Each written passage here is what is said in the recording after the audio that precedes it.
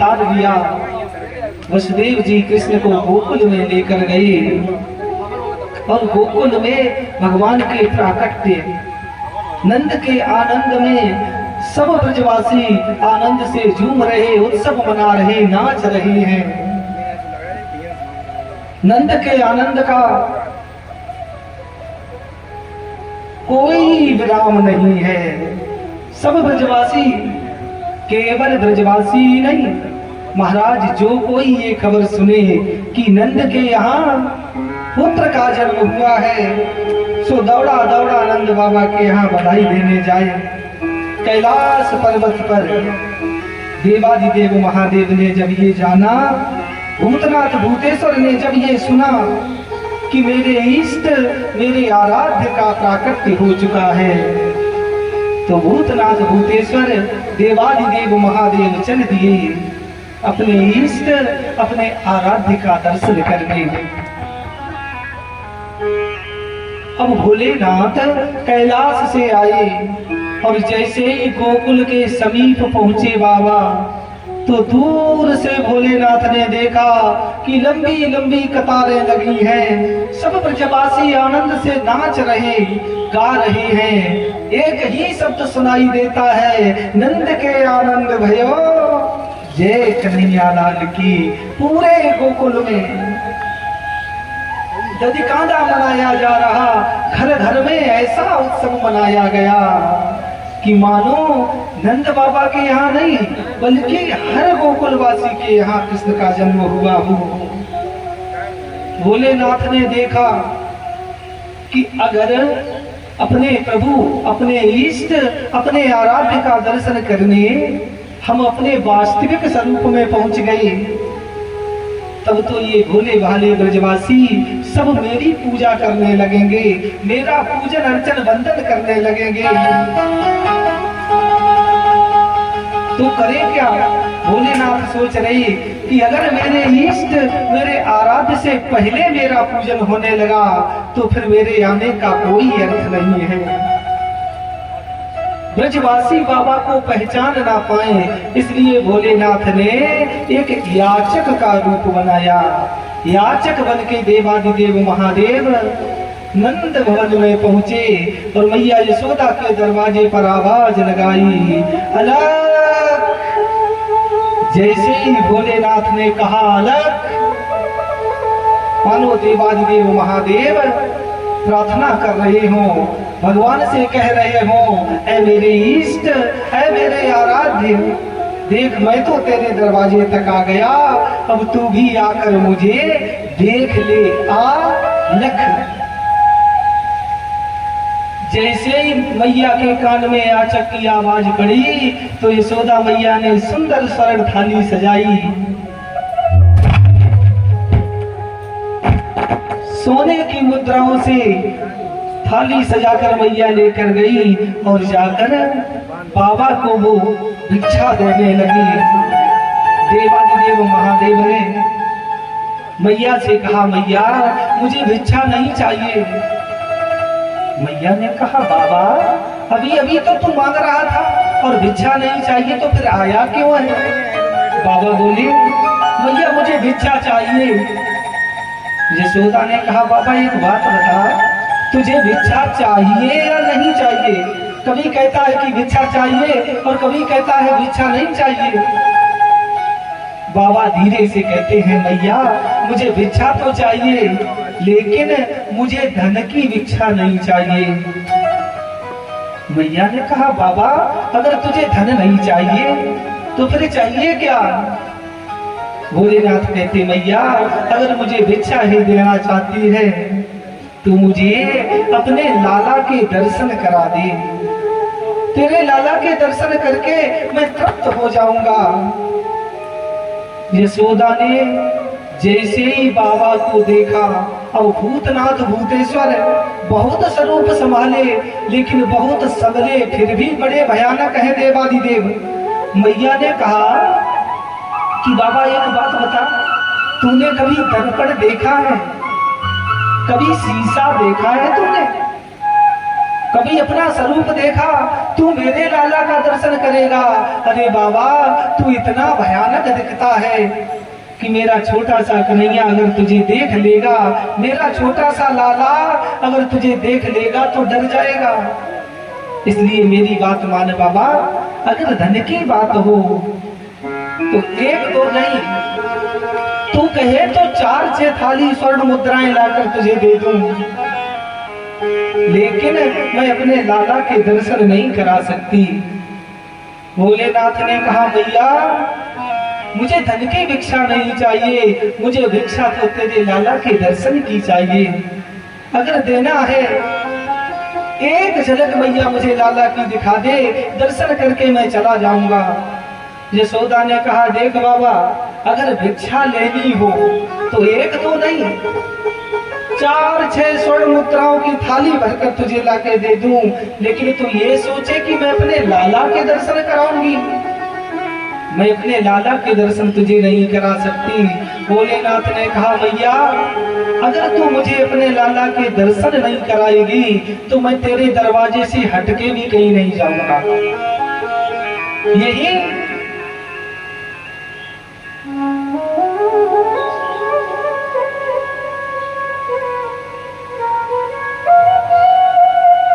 अगर तू मुझे अपने लाला के दर्शन नहीं कराएगी तो मैं यही दूनी लगाकर बैठ जाऊंगा, समाधि लगा लूंगा, लेकिन तेरे दरवाजे से कभी हटके नहीं जाऊंगा। भोलेनाथ ने लगाया त्रिशूल और शंखनाद किया, और जैसे ही देवादिदेव महादेव ने शंख बजाया, मैया ने कहा बाबा दोबारा शंख मत बजा देना। क्यों? मैया कहती अरे बाबा अभी अभी मेरा लाला सोया है, और तू अगर शंख बजाएगा तो मेरा लाला जग जाएगा। भोलेनाथ ने कहा मैया तू मुझे एक बार झलक दिखा दे अपने लाला की, एक बार दर्शन करा दे मुझे। यशोदा ने कहा बाबा अगर भिक्षा लेनी हो तो लो, मैं अपने लाला के दर्शन तुझे नहीं कराऊंगी। अरे तू इतना भयानक है। भोलेनाथ बोले तब तो हम सदैव यही दरवाजे पर बैठे रहेंगे। मैया ने कहा बाबा पूरे जीवन यहीं बैठा रहे, मैं इस दरवाजे से कभी अपने लाला को निकलने ही नहीं दूंगी जो तेरा दर्शन हो जाए।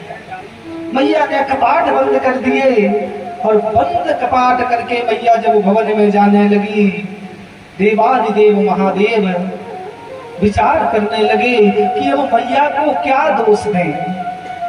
हमें तो ऐसा लगता है कि मेरे इष्ट मेरे आराध्य मुझे दर्शन देना ही नहीं चाहते, मेरे प्रभु ही मुझे दर्शन नहीं देना चाहते, तभी तो मैया ने मना कर दिया। भोलेनाथ उदास होकर जाने लगे। देखो इसे कहते हैं भक्ति। जब कामना पूर्ण हो जाए तब तो सब भक्ति प्रदर्शित करते हैं, लेकिन जब प्रतिकूल परिणाम मिले फिर भी देवादिदेव महादेव ने कहा है मेरे इष्ट है मेरे आराध्य, अगर तुम हमें दर्शन देना नहीं चाहते तो जो तुम चाहते हो हम भी वही चाहते हैं। देवादिदेव महादेव चल दिए और एक ही बात कहते हैं ऐ मेरे इष्ट ऐ मेरे आराध्य कि जो तुम चाहते हो मैं वही चाहता हूँ, वही चाहता हूँ, गलत चाहता हूँ ना सही चाहता हूँ। जो चाहते होंगे वही चाहता वही चाहता, गलत चाहता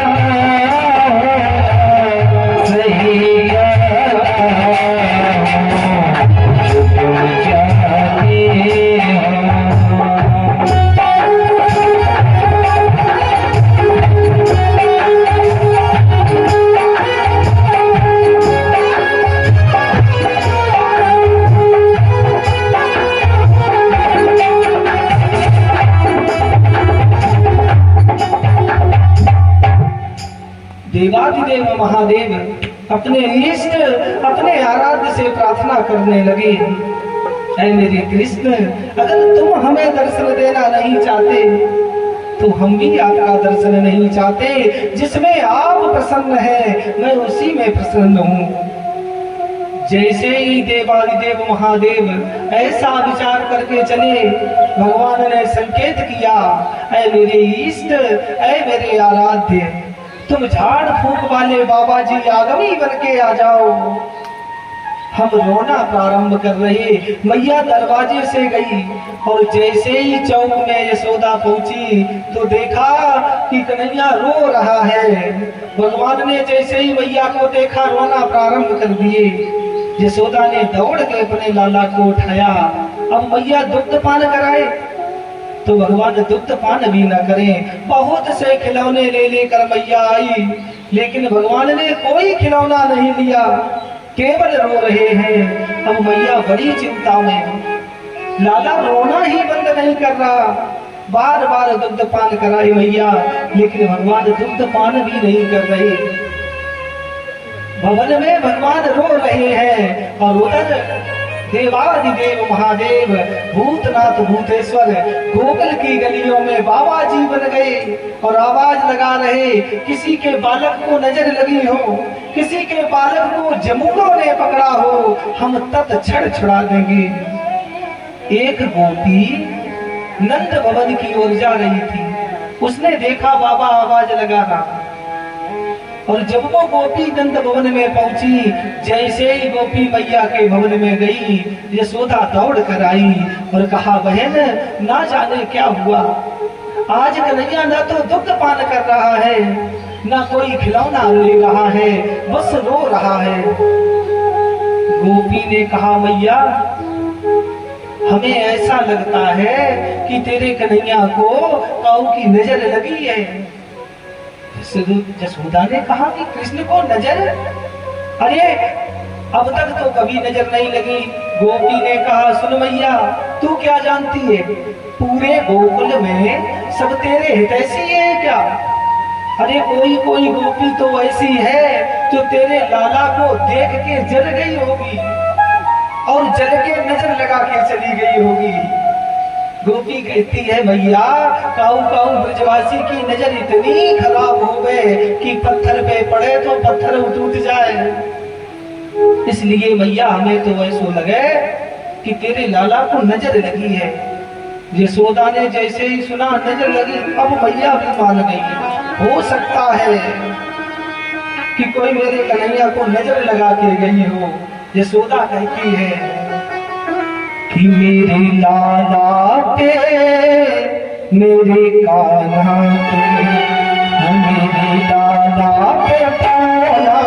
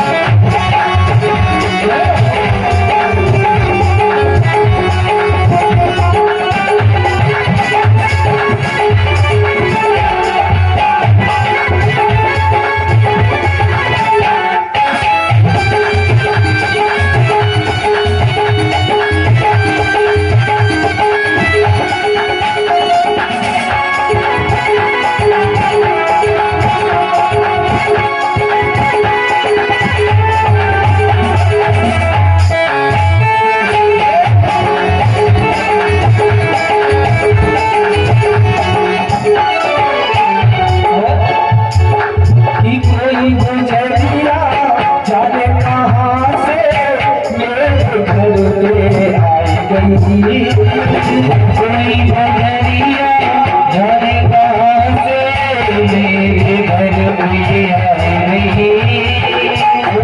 नजरिया मेरे लाल को देखो नजर आई गई, नजरिया मेरे लाल को देखो नजर लगाई गई।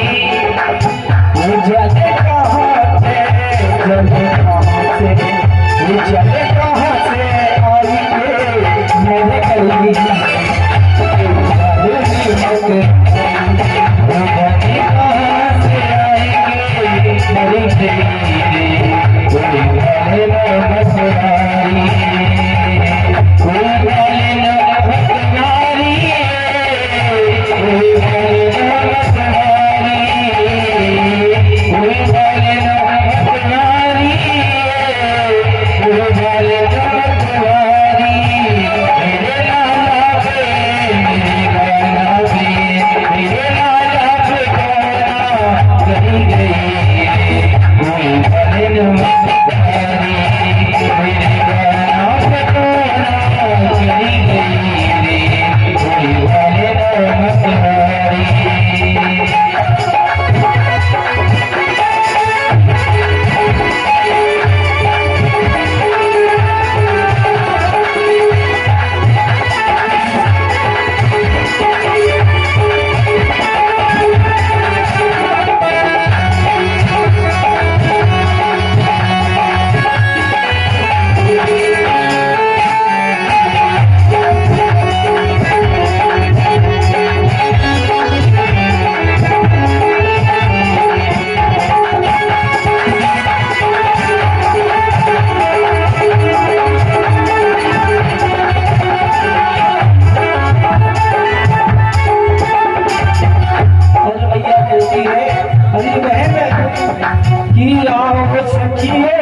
मेरे लाल की कोई नजर उठाओ,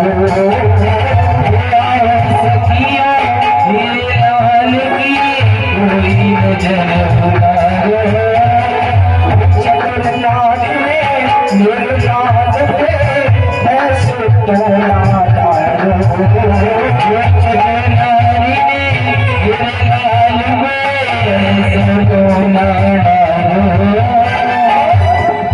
ऐसे ही नजर लगा के नहीं गई कि मेरे लाला को मेरे लाला को मेरे लाला को देख के चल गई, मेरे लाला को देख के चल गई, कोई वाले मतवारी, कोई वाले मतवारी, कोई वाले मतवारी, कोई वाले मतवारी, कोई वाले मतवारी। मेरे लाला को मेरे लाला को मेरे लाला को मतवारी, मेरे लाला को कोई वाले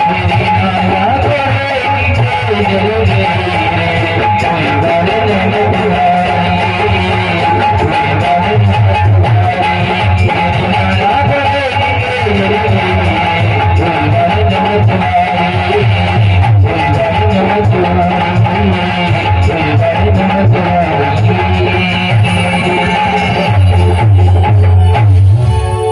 जाने कहाँ से आई के मरी गई रे, कोई ग्वाले में मतवारी।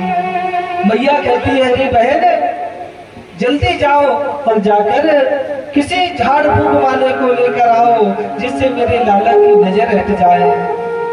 गोपी कहती है भैया अभी अभी जब मैं तेरे भवन की ओर आ रही थी ना तो अपने गोकुल में एक बाबा जी आए हैं।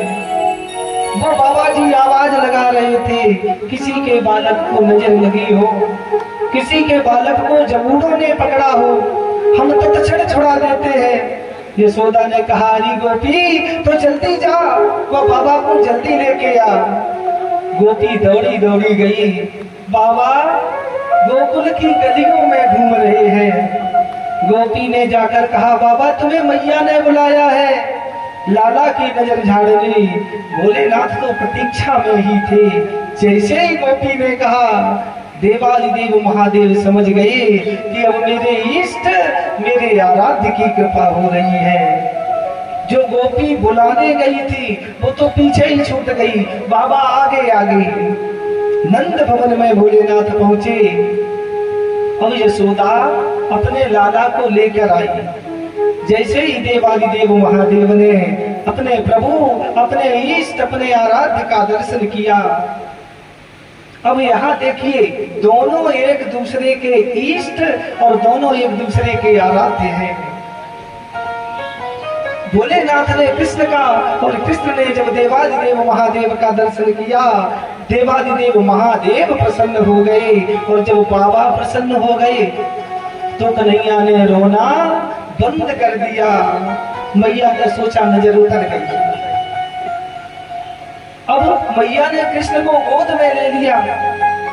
भोलेनाथ के मन में भाव आया कि प्रभु का अद्भुत स्वरूप है, बाल रूप में जगत नियंता जगदीश्वर आए हैं और हम अपने प्रभु के चरणों में प्रणाम भी नहीं कर सकते।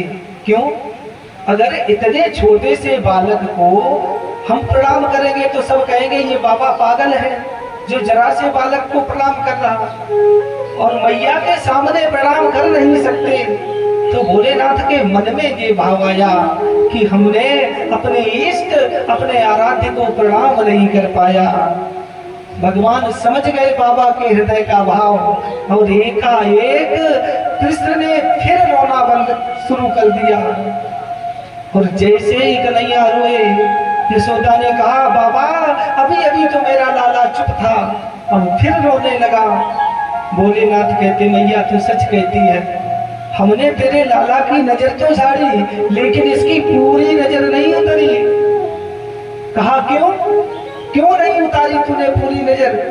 भोलेनाथ कहते, भैया मैं उतारूं कैसे, मेरा मंत्र ही काम नहीं कर रहा। मंत्र पूरा काम नहीं कर रहा क्योंकि तू अपने लाला को अपनी गोद में लिए है। अगर तेरा लाला मेरी गोद में हो और मैं जटाओं से इसकी नजर झाड़ूं तब मंत्र पूरा काम करेगा। अब भोलेनाथ स्वरूप तो बहुत समारे लेकिन फिर भी बहुत भयानक है। डरते हुए मैया ने कृष्ण को देवादिदेव महादेव की गोद में दे दिया। बाबा ने अपने इष्ट, अपने आराध्य को गोद में लिया।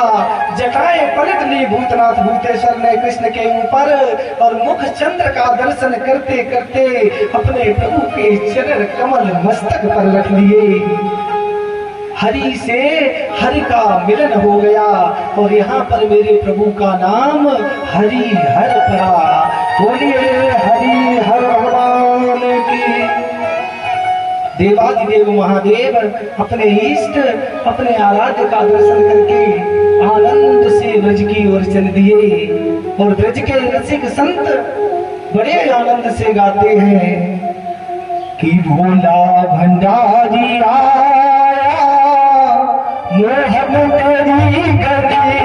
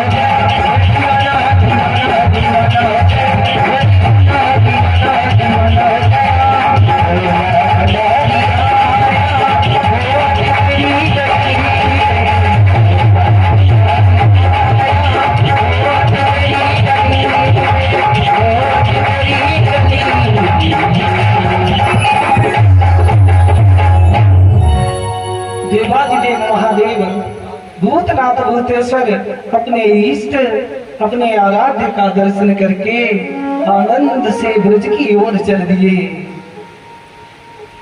ब्रज से देवाधिदेव महादेव बड़े आनंद में जा रहे और नंद के आनंद का कोई विश्राम नहीं है। सब ब्रजवासी नाच रहे, नंद उत्सव मना रहे हैं। कि नंद जो कछु इतना दियो कि बची छचिया बचिया न पिछमकी। बाबा नंद ने भंडारे खोल दिए, जो याचक आए महाराज वो प्रसन्न होके जाए।